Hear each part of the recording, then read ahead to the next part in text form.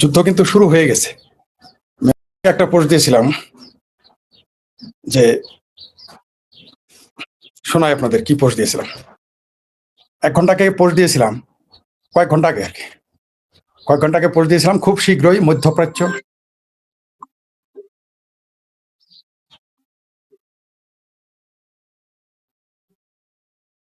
খুব শীঘ্রই 3 ঘন্টা আগে পোস্ট দিয়েছিলাম যে খুব শীঘ্রই মধ্যপ্রাচ্য আরেকটি বড় যুদ্ধের মুখোমুখি হতে যাচ্ছে। বলার অপেক্ষা রাখে না দেশ দুটি, ইরান আমেরিকা। সাথে অনিবার্যভাবে ইসরায়েল চলে আসবে। কেন যেন মনে হচ্ছে ইরানের পর পারানে কিছু ত্রুটি বিচ্ছুতি ছিল, ইরানের পর আরো কোনো দেশে উথাল পাথাল শুরু হবে। দুপুরে একটা আমার ইউটিউব চ্যানেলে এসে লাইভে কথা বলবো। মানে অদ্ভুত ব্যাপার, এটা আমি পড়ে দিয়েছি 3 ঘন্টা আগে। 3 ঘন্টা না যেতেই আমার এই প্রেডিকশন সত্য হয়ে গেল।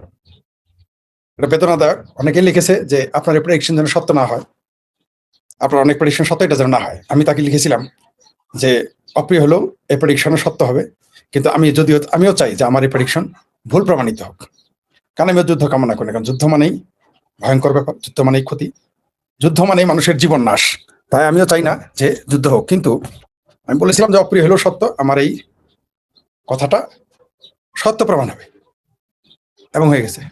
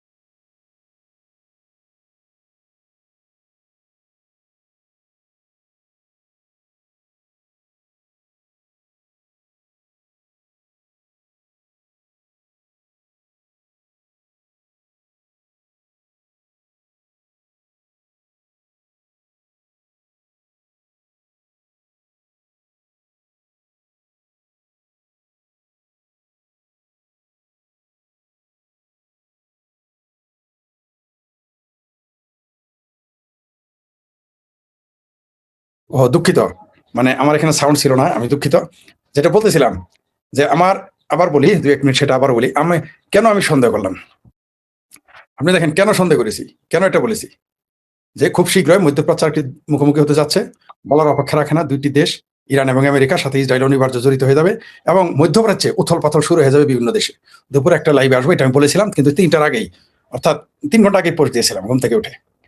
তো কেন দিয়েছিলাম? কারণ আমার বন্ধুরা চায়না থেকে ফোন করেছিল আমাকে যে চাইনিজ গভর্নমেন্ট তার দেশের জনগণ সরিয়ে নিচ্ছে। তখনই আমার সন্দেহ হয়ে যায় যে আক্রমণটা খুব শীঘ্রই হবে। আমি ধরে নিয়েছিলাম আজকে রাতে হবে। মানে আমি হয়তো এই যুদ্ধটা শুনে হলেও আপনাদের বলতাম যে আজকে ভোর রাতে হামলা হয়ে যাবে, কিন্তু দিনের বাংলাদেশ সময় 11:30টায় হামলা হবে, এটা আমি অনুমান করতে পারি নাই। আমি অনুমান করেছিলাম রাতে হবে, মানে ধরেই নিয়েছিলাম যে আজকে সন্ধ্যা বা রাতে হামলা শুরু হয়ে যাবে। সম্ভবত ওদের দেশে এখন রাত বা সন্ধ্যা, এই জন্য বোধহয় শুরু করে দিয়েছে। ঠিক আছে, সম্ভবত ওদের দেশে এখন রাত, যাই হোক আমার এখন খেয়াল নাই। এটা হবে, এটা এরকম হওয়ারই কথা ছিল। কারণ আপনি, এই যুদ্ধটা অনিবার্য, মুখোমুখি তারা হবেই, হওয়ারই কথা। আপনি ঠেকাবেন কিভাবে? কারণ এই যুদ্ধটা কেন হবে? কারণ এইখানে যে শুধু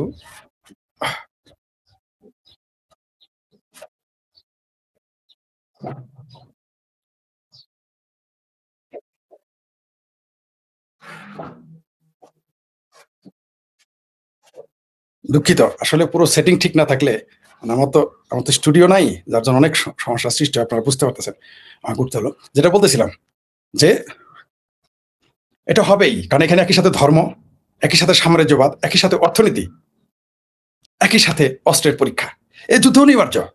আর এই যুদ্ধে, আর এই দেখেন এই যেগুলো বললাম, অস্ত্রের পরীক্ষা, যুদ্ধের অনুশীলন, অর্থনীতি, রাজনীতি, ধর্ম, সবগুলো একসাথে। এই যুদ্ধটা তো অনিবার্য, এর চেয়ে আর ভালো জায়গা তো নাই। আপনি যদি বাংলাদেশে যুদ্ধ করেন, এখানে রাজনীতি আছে, অর্থ আছে, কিন্তু ধর্ম নাই। কিন্তু এখানে সরাসরি ধর্মের সংঘাত, অর্থনৈতিক সংঘাত, সাম্রাজ্যবাদের পরীক্ষা, একে অপরের শক্তি পরীক্ষা। যেদিন মাদুরোকে ধরে নিয়ে গেছে ভেনেজুয়েলা থেকে, তখন আমি নিশ্চিত হয়ে গেছিলাম ইরান হামলা করবেই। কারণ বড় বড় ছোট ছোট বিপদ বড় বড় বিপদের লক্ষণ। এটা আমাদের এই অনুমানটা কেমনে করলাম? বই পড়ে না, এই অনুমানটা কেমনে করলাম? আমি বিরাট বড় পণ্ডিত, সারাদিন বই পড়ি, তার জন্য না পত্রিকা পড়ি, তার জন্য না। এটা আমি গ্রামের একেবারে অজপাড়াগার আমার গ্রামের মুরব্বীদের কথা, অশিক্ষিত যারা জীবনে স্কুলে যায় নাই, বই জীবনে পড়তে পারে নাই, পড়ো নাই, পড়ার প্রয়োজনে তো মনে করে নাই। কেউ আছে শখ করে বই পড়তে যায়, স্কুলে যায় নাই, কোনোদিন স্কুলে যায় নাই। যেমন আমার মামা কোনোদিন স্কুলে যায় নাই। কেন? কারণ স্কুলে যায় কি হবে? তার তো বাপের তো সম্পত্তির অভাব ছিল না, কিন্তু স্কুলে যায় নাই। এরকম বহু মানুষ স্কুলে যায় নাই। তো এরকম গ্রামের একেবারেই মুরব্বী, আমার বাপের চেয়েও যারা বড়, তাদের কাছে শুনতাম শোন, যখন কোনো ছোট ছোট বিপদ কিন্তু বড় বিপদের আলামত, লক্ষণ। তো যখন ভেনেজুয়েলার প্রেসিডেন্টকে ধরে নিয়ে গেছে, আমি ধরে নিয়েছি যে যুদ্ধ নিবার্য, অনেকেই বলেছে ইরানে হামলা হবে না, ইরানকে দেখে আমেরিকা একেবারে পেট খারাপ ডায়রিয়া হয়ে যাবে। ভারতের অনেক বিশেষজ্ঞ টিভিতে এসে বলতেছে। কিন্তু আমি তো বিষয়টা অনুমান আগেই করে রেখেছি, যেদিন ইরানকে ধরবে কিছুই হবে না। ইসরায়েল এবার সরাসরি আক্রমণ করেছে, সরাসরি আক্রমণ করেছে। কি হয়েছে? একটা টু শব্দটি করবে না। কেউ না কেউ যাক, কেউ ইসরায়েলের পক্ষে মারামারি করুক দেখি, ইরানের পক্ষে ফাইট করতে যাক, কার কত মুরদ, সরাসরি বলুক আমেরিকা ইসরায়েলের পক্ষে যুদ্ধ ঘোষণা করেছে। রাইট? আপনি ইরানের পক্ষে নিয়ে যুদ্ধ ঘোষণা করেন, কার কত মুরদ একটু দেখতে চাই। আমি বলেছিলাম ইরান কাউকে সঙ্গে মাত্র সঙ্গে হিসেবে পাইছে, ওই সিংকুবামদের মিছিলে আমেরিকার কিছু যায় আসে না। সিংকুবামদের মিছিল ওই একটা উপজেলার, সরিষাবাড়ি নামে একটা উপজেলা আছে আমাদের, বা মধুপুর যান বা ইসলামপুর যান বা অন্য যান, যে আপনি যে কোনো উপজেলায় যান, ঠিক আছে, যে কোনো জায়গায় যান, কাপাসিয়া যান, এরকম উপজেলার একটা যে শক্তি আছে, সারা বাংলাদেশের সিংকুবামের অতটুকু শক্তি নাই, সাহস নেই, ভুলে লাভ আছে। তারা কিছুই করতে হবে না, আর তো রাষ্ট্র ঠেকাবে এরা। মসজিদের খাদেমের চাইতে বাংলাদেশের বুদ্ধিজীবীদের গুরুত্ব এবং ক্ষমতা কম, এটা আপনি জানেন। বরং বাংলাদেশে ইউটিউবার আছেন আসাদ নূর, এদের ক্ষমতা বেশি একটা বুদ্ধিজীবীর চাইতে, তার সমাজে প্রভাব পড়ে।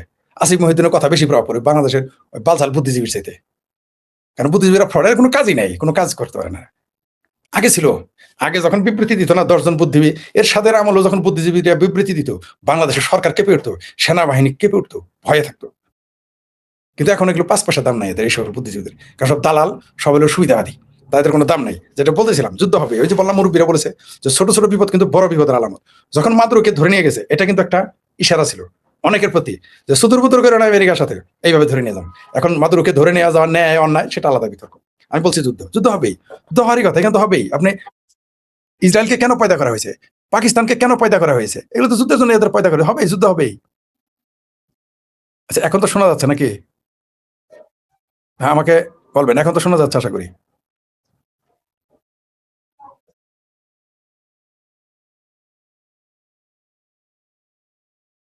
আচ্ছা, এখন আমাকে শুনতে পাচ্ছেন? কেউ একটু কমেন্টস করবেন। আশা করি আপনারা আমাকে শুনতে পাচ্ছেন, কেউ একটু কমেন্টস করেন আমাকে শোনা যাচ্ছে কিনা। হ্যাঁ, ধন্যবাদ, ধন্যবাদ করছেন। যেটা বলতেছিলাম, এই যুদ্ধটা হবে অর্থনীতির জন্য, এই যুদ্ধ হবে ইসরায়েল একটা গ্রেটার ইসরায়েল করার তার স্বপ্ন আছে, এবং সেটা সে করবে। আপনি ঠেকাতে পারবেন না, আপনি ঠেকাতে পারবেন না। আপনি যত কিছুই করেন, যত কথাই বলেন, আপনি ঠেকাইতে পারবেন না। গ্রেটার ইসরায়েল সেটা হবেই। এখন সেটা ন্যায় অন্যায় সেটা আলাদা বিষয়, ন্যায় অন্যায় আলাদা বিষয়। এটা হবে, আপনি ঠেকাতে পারবেন না। কারণ এটা ঠেকাতে গেলে আপনার যে মেধা, আপনার যে যোগ্যতা, আপনার যে বুদ্ধি, সেটা তো নাই, সহনশীলতা নাই। আপনার ভবিষ্যৎ লক্ষ্য কি? আর আপনি কিভাবে ঠেকাবেন? এখন বলবেন যে গ্রেটার ইসরায়েল গড়ার স্বপ্ন, এটা তো ঠিক না। তা আপনি যখন বলবেন সারা পৃথিবীতে ইসলাম কায়েম করবেন, গজাতুল হিন্দ করবেন, সারা পৃথিবীতে খিলাফত বানাবেন, আপনি বাংলাদেশের মামুনুলের মতো লিল্লা ঘরেরা খিলাফত করার স্বপ্ন দেখে, তা মামুনুলেরা যদি সারা দুনিয়াতে খিলাফতের স্বপ্ন দেখে, তো ইসরায়েলের মতো রাষ্ট্র ইহুদি হলেও তাদের কেন স্বপ্ন থাকবে না? তাদের জ্ঞান, বুদ্ধি, চেহারা, সুরাত, অর্থ, বিদ্যা, বুদ্ধি কোথায় এরা পিছিয়ে আছে? কোন জায়গায় পিছিয়ে আছে? তো এরা কেন স্বপ্ন দেখবে না? আপনি যদি মামুনুল মাদ্রাসা দিয়ে কয়টা লিল্লা ঘর পোলাপান নিয়ে ওই কয়টা বলৎকারী সেন্টার খুলে যদি বিশ্ব দখল করার চিন্তা করে, তাহলে ইসরায়েল কেন করবে না? আবার বলছি, আমি তার সাথে একমত কিনা, ভুল শুদ্ধ কিনা সেই আলোচনায় যাচ্ছি না। আমি আপনাকে রিয়ালিটিটা বলছি, তারা তো স্বপ্ন দেখবেই, দেখতেই পারে বিশ্ব জয়ের। ইসরায়েল পৃথিবীতে সবচেয়ে নির্যাতিত জাতি, সেই কথা তো আপনারা বলেন, হাজার হাজার বছর সে নির্যাতিত হয়েছে, তাকে ধ্বংস করা যায় নাই। এখন এমনকি তারা এখন একেবারে আরবদের বুকের ভিতরে গিয়ে বাসা বাঁধছে, মৌমাছির মতো। ওই যে আমাদের অঞ্চলে দেখবেন ভেঙ্গুলের বাসা হয়, মৌমাছির সাথে ভেঙ্গুলিয়া কিন্তু মারাত্মক। মানে মৌমাছির চাক ভাঙতে যায়, কিন্তু কিন্তু হাইপ ভাঙতে যায়, কিন্তু কেউ ভেঙ্গুলের বাক্স ভাঙতে যায় না, মানে যে কলসির মতো যেটা, তেমন কিন্তু যায় না ভয়ে। তো ভেঙ্গুলের বাসা আমাদের হলো বাহা, ভেঙ্গুলের বাসা করেছে ইসরায়েল। আপনি সরাইতে পারবেন না, চাইলেও পারবেন না। যখন আমেরিকা, আমেরিকার ইশারা, আচ্ছা আমেরিকার ইশারায় যখন আফগানিস্তান হামলা করছে, আপনি তো নীরব। এবার দেখবেন মিছিল করবে, এবার দেখুন সিং মিছিল শুরু করে, ইরানে হামলা কেন? মিছিল শুরু। কিন্তু আফগানিস্তানে হামলা করছে, এটা কেউ কিন্তু মিছিল করে, টু শব্দটি করে নাই, একটা বদবাইও ত্যাগ করে নাই। দেখবেন চিৎকার চেঁচামেচি করবে, চেঁচামেচি করবে। এই হামলাটা অনিবার্য ছিল, বরং আরো আগে হওয়ার কথা ছিল, বরং দেরি হয়ে গেছে বিভিন্ন কারণে। তারা সবাইকে যে পাকিস্তানকে ব্যস্ত রেখেছে আফগানিস্তান, এটা বুঝলেন? যেদিন পাকিস্তান যেদিন সৌদি আরবের সাথে সামরিক চুক্তি করে, আমি তখনই ধরে নিয়েছি মধ্যপ্রাচ্যে গেম হবে। শুধু মাদুরের কারণে না, তখনই বুঝতে পারছি যে পাকিস্তানকে একটা ফ্রেমের মধ্যে আটকায় দিল, মানে একটা তার জন্য একটা সাপের বাক্স বানাইলো ছোট, ওই বাক্সের মধ্যে আবার কিছু ছোট ছোট ঘরসার মধ্যে পাকিস্তানকে বন্দি করে ফেললো। আসিফ মনিরকে যেদিন চা খাওয়াইছে সেদিন বুঝে ফেলেছি আমেরিকার বড় গেম আছে। এটা তো পরিষ্কার। কামলারে যখন আপনি আপনার বেডে বসাইয়া চা খাওয়াবেন, তখন বুঝতে হবে আপনি বাগে আছেন, একটু বিপদে আছেন, যেটা এই কামলা ছাড়া হবে না। নইলে কামলারে কোনোদিন ওই যে আপনার বাড়ির কাজ করে তারা আপনি বিছানাতে বসাবেন না। বক্তব্য পরিষ্কার। আসিফ মনিরে যখন ডাকি নিয়ে গেছে আমেরিকা, চা খাওয়াইছে ভারতের সাথে পাল্লা দিয়ে, তখন আমি বুঝে ফেলেছি দালমেকুস কালা হায়, অনেক কিছু চোখ করবেন। বরং হামলাটা দেরিতে হলো। এই যে ইসরায়েল হামলা, এখন দেখি নিউজগুলো কি লিখেছে। আমি যথারীতি আগে আপনাদের আমি বাংলা পরে শোনাই, আগে হিন্দি নিউজগুলো আগে শোনাই দিই। হিন্দি নিউজগুলো কি বলছে? হিন্দি নিউজগুলো বলছে, আবারও প্রথমে কোনটা থেকে শোনাবো? দৈনিক জাগরণ। এটা হচ্ছে হিন্দি দৈনিক জাগরণ থেকে। হিন্দি দৈনিক জাগরণ শিরোনাম করেছে दैनिक जागरण शिरोनाम करेছে अमेरिका इजराइल का ईरान पर हमला, खमेनाई के ऑफिस के पास दागी मिसाइल, तेहरान में धमाके की आवाज। কি আছে দেখি। ডিজিটাল ডেস্ক নয় দিল্লি, এটা বলি আবার, পত্রিকার নাম হচ্ছে दैनिक जागरण, हिंदी दैनिक। इजराइल ने अमेरिका की मदद से ईरान पर हमला कर दिया। एपी के रिपोर्ट के मुताबिक सेंट्रल तेहरान का धमाकों की आवाज सुनाई गई। पहला हमला सुप्रीम लीडर आयतुल्लाह अली खमीनाई के ऑफिस के पास हुआ। सुप्रीम लीडर खमीनाई के हमले में पहले ही सुरक्षित जगह भेज दिया गया। तेहरान में की मेहराबाद एयरपोर्ट पर हमले की आवाज सुनी गई। ईरान पर हमला करने के बाद इजराइल ने अपने लोगों के लिए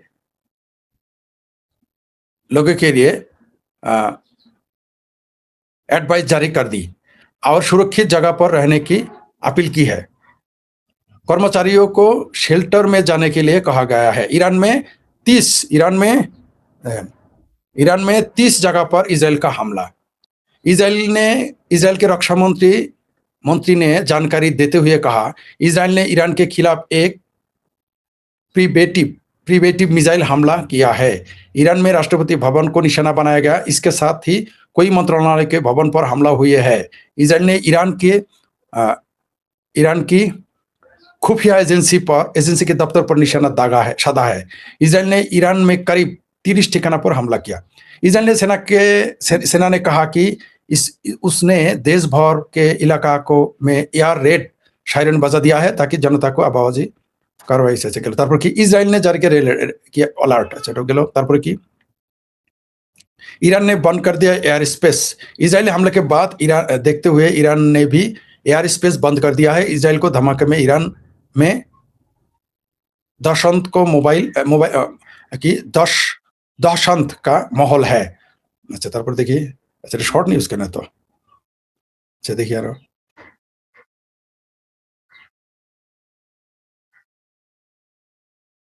देखिए। अच्छा देखिए এটা গেল। অমর উজালা কি বলে দেখি। এই যে অমর উজালা, এটা শোনাচ্ছি আপনাদের। অমর উজালা থেকে, এটা অমর উজালা আরেক news paper Hindi. Amar Ujala, Israel America का ईरान पर हमला, खमेनाई की ठिकाना में सैन्य ठिकानों तक कब कौन सी जगह बनी निशाना? 5 बिंदु माने 5 पर्व। ईरान पर इजराइल और अमेरिका ने साझा हमला कर दिया, माने साझा ने सरासरि हमला कर दिया। इजरायली अधिकारी को कहना है कि उसकी तरफ से बोला यह हमला ईरान को नेस्त नाबूद करने के लिए किया गया है। जिन जगह पर हमला हुए है उनमें शीर्ष नेताओं से लेकर अहम सैन्य ठिकाने शामिल है।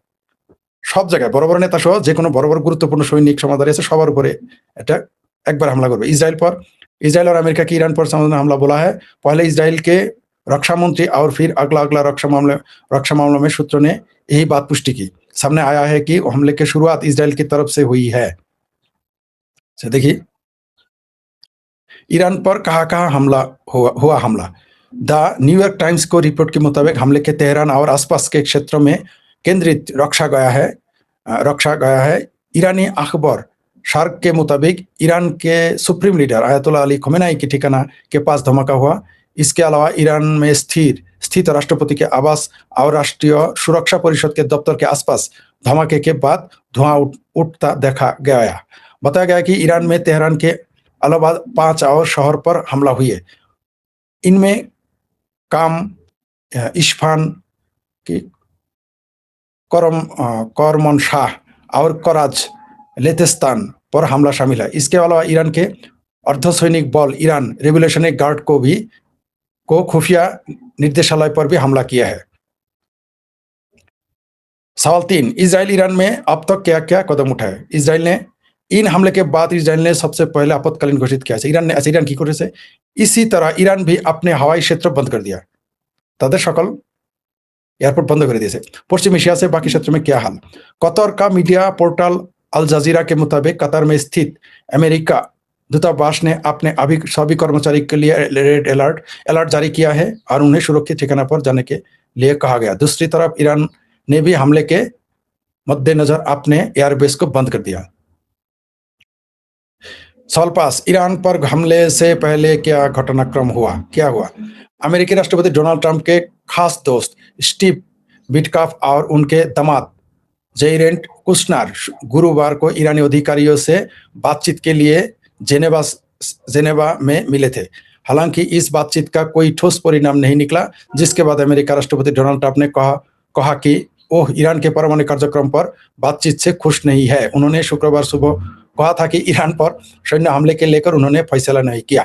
शनिवार सुबह अमेरिका ने ईरान के खिलाफ एक और कदम उठाए हुए इसे लोगों को अवैध तरह हिरासत में रखने वाला देश करार दिया है। इसके बाद सामने आया कि मार्को रूबियो अगले हफ्ते इजराइल का दौरा कर सकते हैं।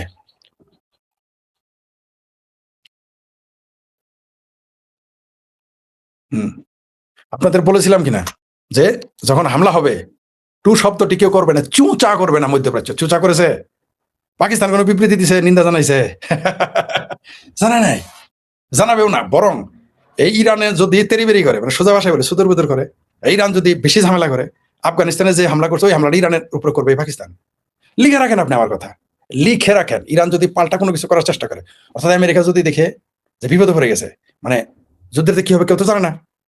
ধরে নিলাম আমেরিকার পাল্টা আক্রমণ চালালো ইরান বা বিভিন্ন এয়ারবেজে বা আমেরিকান ঘাঁটিতে আমরা আক্রমণ করলো, মিডল ইস্টে হরমুজ প্রণালী দখল করতে গেল, ইসরায়েলে হামলা করলো, তখন দেখবেন ইরানকে দিয়ে হামলা করাবে। লিখে রাখেন এই কথা আমার। যদি করে, আমি জানি কিছু করতে পারি, ইরানের কোনো ক্ষমতা। যুদ্ধ নিয়ে গুরুত্বপূর্ণ তথ্য দিল শেখ ফরিদুজ্জামান। শেখ ফরিদ বলছে না যে এগুলো আসলে কিছুই নাই, ইরানে আসলে কিচ্ছু নেই ভাই, নিশ্চিত থাকেন ইরানে কোনো কিছুই নেই।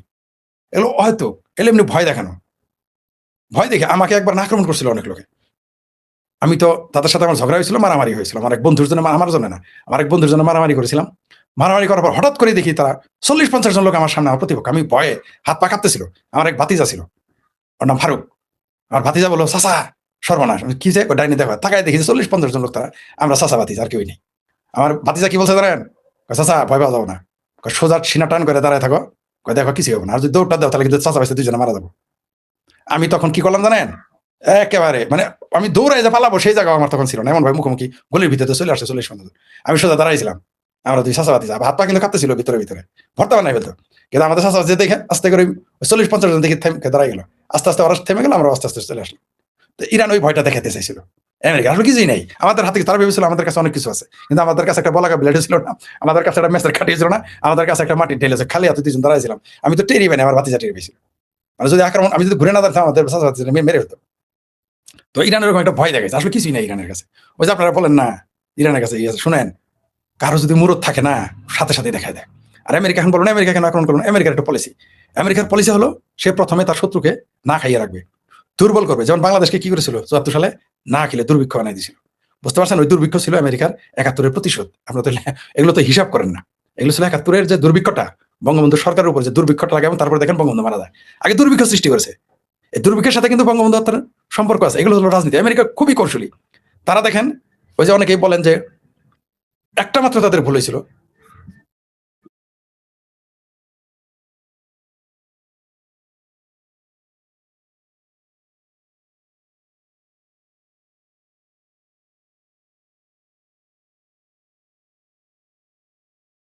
পাশে গান বাজতেছিল, তাই একটু অফ করে দিয়েছিলাম। যেটা বলতেছিলাম যে আমেরিকা পলিসি ছিল প্রথমে প্রতিপক্ষকে দুর্বল করা। আপনি দেখেন ইরানের ডলারের অবস্থা কি, ইরানের রিয়ালের ওদের মুদ্রার অবস্থা কি, একেবারে ভয়ঙ্কর, একেবারে খারাপ অবস্থা। ইরানের অর্থনীতি কি ধ্বংস। শেষে একটা বড় শক্তি ছিল ভারত, তার কাছ থেকে তেল আনতো, সেটাও বন্ধ করে দিয়েছে। তারপরে কি করলো, সেখানে এই যে একটা আন্দোলন হলো, 50 থেকে 60 হাজার কারো কারোর মতে। একজন জেনারেলের মুখে শুনেছি আমি, ইরানি জেনারেল, যিনি দেশের বাইরে থাকেন, তিনি বলেছেন যে সেখানে কমপক্ষে 80,000 মানুষ মেরে ফেলছে। এখন যে কোনো মতে হামলাটা করেছে, আর আরো জানে যে এখন হামলা করলে ইরান দাঁড়াইতে পারবে না। কারণ আমেরিকা হলো সেই যোদ্ধা যে নিজে মারতে আসে, মরতে যায় না। আমেরিকার পলিসি দেখবেন, যখন দেখবেন মরার মতো সে চলে যাবে, বিপজ্জনক হলে সে চলে যাবে। সে সাধারণত যায় না। একবারই জীবনে ভিয়েতনামে গেরাগলে পড়েছিল, তাছাড়া কোথায় সে গেরাগলে পড়েছে? সে তার লক্ষ্যে স্থির ছিল এবং সে সফল হয়েছে এবং হবে। কারণ তাদের পলিসি এরকম, শত্রুকে আগে অর্থনৈতিকভাবে দুর্বল করো, না খাইয়ে রাখো, সামরিকভাবে দুর্বল করো এবং জনরোষ সৃষ্টি করো, তারপর সেখানে আক্রমণ করো। ইরানে যে এখন হামলা, ইরানের সরকার যত না ইসরায়েল এবং আমেরিকার হামলায় ভীত সন্ত্রস্ত এবং অস্থির থাকবে, তার চেয়ে বেশি অস্থির থাকবে ইরানের সাধারণ জনগণের কারণে। কারণ তারা এখন খোমেনির উপরে প্রতিশোধ নিবে। 30 জায়গায় হামলা হয়েছে, ইরান কয় জায়গায় হামলা করছে আমি এখনো জানি না। দেখি সর্বশেষ কোনো খবর টবর দেখি আছে কি। কিন্তু বাংলাদেশের পত্রিকা পাবেন কি, যে বাংলাদেশের পত্রিকা পাবেন যে শেষ, আমেরিকা শেষ, ইসরায়েল শেষ, একেবারেই শেষ। সব সময় দেখবেন এটা বলবে তারা শেষ হয়ে গেছে।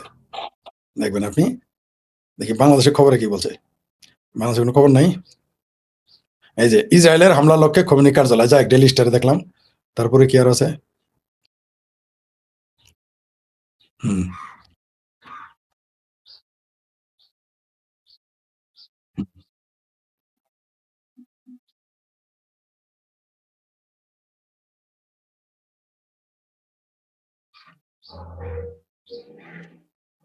তো এই যে হামলা, এই হামলা কে যাবে? ইরান আর ইসরায়েল, ইসরায়েল এবং আমেরিকা যৌথভাবে ইরানে হামলা করেছে।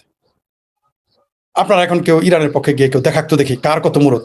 এই যে আপনি আপনাদের বলেছি এর আগে, ভাই, এই মাদুরোর পরে বলেছিলাম, মাদুরোকে ধরে যে ইরানের উপর যেদিন হামলা হবে কেউ টু শব্দটি করবে না, কেউ না। ইরাকের বেলায় কত কথা শুনেছে, শেষ, আমেরিকা শেষ, ইসরায়েল উড়িয়ে দিবে, আমেরিকাকে উড়িয়ে দিবে, আমেরিকা ধ্বংস হয়ে যাবে। কোরআনের এই আয়াতে আছে। মৌলবীরা মোটামুটি মসজিদের মিম্বরে দাঁড়িয়ে কোরআনের আয়াত ধরে ধরে বলতো যে কোরআনের আয়াতে লেখা আছে 100 বছর পরে এটা হবে, 100 নবী বলে গেছে এটা হবে, কত কথা। এবার আর একটু শুনতেছি না। আর এবার আসল কথায় আসি, কেন এই যুদ্ধে ইরান চূড়ান্ত ভাবে হারবে? কারণ মধ্যপ্রাচ্যে কোনো মুসলিম দেশ তার পক্ষে নাই। সেখানে 21টি আরো মুসলিম রাষ্ট্র আছে, একটা রাষ্ট্র ইরানের পক্ষে থাকবে না, ভুলেও না। এমনকি যে খোদ পাকিস্তান দেখেন না, এই পাকিস্তানে লক্ষ লক্ষ মানুষ, 10 লাখ 15 লাখ লোক একসাথে মিছিল করে, শিয়ারা কাফের, শিয়ারা কাফের। আর সৌদি আরব কি, আপনি কি মনে করেছেন যে মধ্যপ্রাচ্যের নেতাদের কথা ছাড়া, আপনি মনে করেন জর্ডান, দুবাই, কুয়েত, কাতার, মিশর, এদের সাথে আলোচনা ছাড়া এখানে হামলা হয়েছে? আপনারা একটা বিশ্বাস করেন? এটা আপনি বিশ্বাস করেন? ধরেন আপনার ওইখানে আপনার জ্ঞাতি গোষ্ঠী মিলে 22 জন লোক থাকেন, ওই মধ্যপ্রাচ্যে টোটাল 22টা দেশ। তার মধ্যে ইরানকে মধ্যপ্রাচ্য বলা হয় না, 21টাকে বলা হয়। ধরে নিলাম 22টা জন, মিশরকে মধ্যপ্রাচ্য বলা হয় না। 21-22টা দেশ একসাথে, মনে করেন আপনার 21-22 ভাই, নির্দিষ্ট একটা ভাইয়ের বাড়িতে হামলা হইলো, আশেপাশে ভাইদের কথা ছাড়া সম্ভব? আপনি বলেন সম্ভব কিনা? কোনোদিনই সম্ভব না। এটা কমন সেন্সে কেন আপনাদের আসে না? আমি বারবার বলেছি যে ইসরায়েলের সাথে সৌদি আরবের এই কথা বলার জন্য আজকে থেকে 25 বছর আগে আমি আমার এলাকায় দৌড়ে নিয়ে গেছি। যখন আমি বলেছিলাম যে সৌদি আরব আর ইসরায়েল তো ভিতরে ভিতরে তারা বন্ধু, এই কথা বলার কারণে আমার এলাকার লোক দৌড়াইছে। মুরব্বীরা, হ্যাঁ, মুরব্বীরা আমার মারছে, আর এলাকার লোকজন আমার দৌড়াইছে। মুরব্বীরা থাপ্পড় মারবে, এগুলো কি সৌদি আরবের পক্ষে থাকবে? কিন্তু এগুলো তো তারা তো এগুলো ঘাটে না, আবেগ দিয়ে কথা বলে। এখন কিন্তু আবার তারা কিছুটা সৌদি আরবের বিরুদ্ধে। যাই হোক, কিছু কমেন্টস পড়ি দেখি। হ্যাঁ,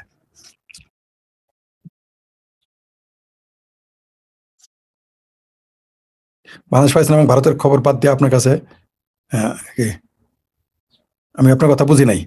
হ্যাঁ, ইরান জিন্দাবাদ করছেন, ইরান পায়ন্দাবাদ করে দিবে। ভালোবাসা নেবেন ব্রাহ্মণবাড়িয়া থেকে, ধন্যবাদ। আল্লাহ আমেরিকা শেষ করে তাহলে ভিসা কই পাবেন? আল্লাহ যে আমেরিকা শেষ করবো, আপনাদের বাংলাদেশে যেগুলো আছে এগুলো কই যাবো তখন? আমেরিকা শেষ হইলে ভিসা কে চাবে? এইগুলো দেখছি আমি, দোয়া পড়তে থাকে, দোয়া করতে থাকেন। আল্লাহ না আমেরিকার পক্ষে, আল্লাহ কোনো সময় দুর্বলের পক্ষে থাকে নাই, কোনোদিনই থাকে নাই, আমরা দেখি নাই। হরি সাহেবের রাজনৈতিক বিশ্লেষণ আমার ভালো লাগে, যেভাবে অনেকটাই মিলে যায়। জি, এই তো 3 ঘন্টা আগে বলছি। হ্যাঁ, ওই ভাই হিন্দি পড়লেন না নাকি ইংরেজি? ইংরেজি হিন্দি পড়বো কেন? হ্যাঁ, ইরান তো শেষ হবেই অবশ্যই। জি, বাংলাদেশের পক্ষে থাকলে বেশি ভালো থাকবে, গায়ে পরে ইন্ডিয়া, অন্যদের পক্ষে তো বিপক্ষে যাওয়ার দরকার নেই। তাহলে বাংলাদেশ বুঝি নাই কথা। বাংলাদেশের পক্ষে থাকলে, বাংলাদেশের পক্ষে থাকলে মানে বুঝি নাই কথাটা। খেলা শুরু আমেরিকার, জি, খেলা আগেই শুরু, এখন মাঠে মঞ্চায়ন করতেছে। আমি আবার এক মুসলিম ভাইকে বলেছিলাম পাকিস্তান আর আফগানিস্তান যুদ্ধ চলছে, আমাকে বলে পাকিস্তান ভালো করেছে। ওই যে ভারতের সাথে এখন একটু প্রীতি আফগানিস্তানের, এই জন্য বলেছে ভালো করেছে।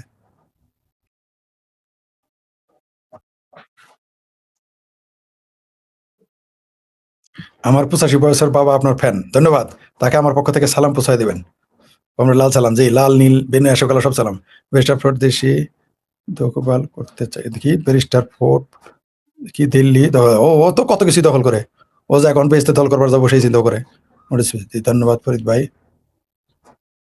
হ্যাঁ ফরিদ ভাই, বাংলাদেশ মিডিয়া বলেছে আমেরিকা 3-4 দিন টিকবে ইরানের সাথে। মানে কত বড়, মানে আপনার কথা সত্য কিনা যায় না, মানে কত বড় নির্বোধ হলে এই ধরনের কথা বলে যে ইসরায়েল আমেরিকা ইরানের সাথে 3 দিন টিকবে।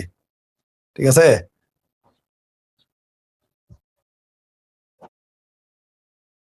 ইরান টিকতে পারবে না, এবং অবশ্যই খোমেনি সরকার পতন চাই, কারণ পৃথিবীতে এরা হচ্ছে আলট্রা ফ্যাসিস্ট একটা দল।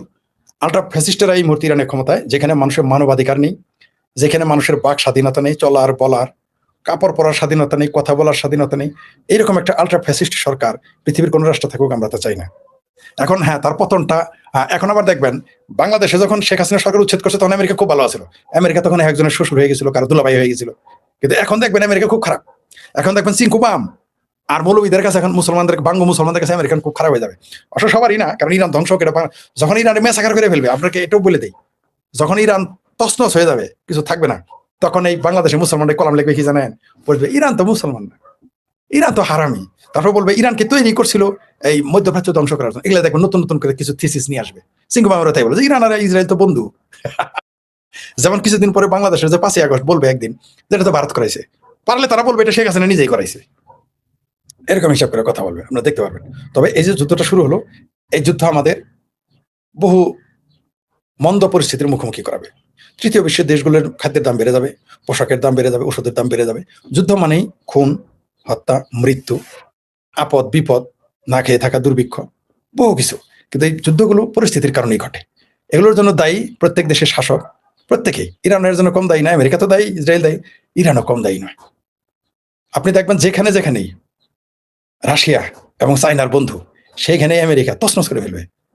মাদুরোকে দিয়ে শুরু করছে প্রকাশ্য, ইরানকে দিয়ে শেষ করলো। সবাইকে মেসেজ দিয়ে দিল যে চায়নার সাথে রাশিয়ার সাথে প্রীতি করলে এই পরিণতি হবে। কোথায় চায়না এখন? আমি বলেছিলাম না, অনেকে বলছে চায়না, ভারতেরই অনেক বিশেষজ্ঞ লাইভ টিভিতে এসে বলছে, দেখছি পাকিস্তানের বিশেষজ্ঞ যে চাইনিজ অস্ত্র আছে, তারপর রাশিয়ার অস্ত্র আছে, হ্যান করেঙ্গা তেন করেঙ্গা, কিছুই হবে না। আমি এটা আগে বলেছি, এখনো বললাম, দেখবেন কিচ্ছু হবে না, কিছুই হবে না। ইসরায়েলের জায়গাতেই থাকবে, আমেরিকার জায়গাতেই থাকবে, খোমেনি শাসন থাকবে না। আমারও খুব স্বপ্ন ইরানে বেড়াইতে যাবো। ইরানে যখন গণতান্ত্রিক পরিস্থিতি আসবে, আমার দেশেও যখন গণতান্ত্রিক পরিস্থিতি আসবে, ইরানেও আমি বেড়াইতে যাবো, ঘুরতে যাবো। কারণ ইরান সাহিত্যের দেশ, সংস্কৃতির দেশ, চারুকলার দেশ, শিল্পের দেশ, সঙ্গীতের দেশ, সভ্যতার দেশ। সেটাকে এই ইরানের এই খোমেনি শাসন, তথাকথিত ইসলামী শাসক, ইসলামী বিপ্লব করে তারা দেশটাকে এখানে বরবাদ করে দিয়েছে। দেশে অর্থনৈতিক বরবাদ করে দিয়েছে, দেশে মানবাধিকার ধ্বংস করে দিয়েছে, গণতান্ত্রিক অধিকার ধ্বংস করে দিয়েছে, সবকিছু ধ্বংস করে দিয়েছে তারা। এদের পতন হওয়া উচিত, কারণ এতদিন যারা টিকে ছিল এটাই বেশি।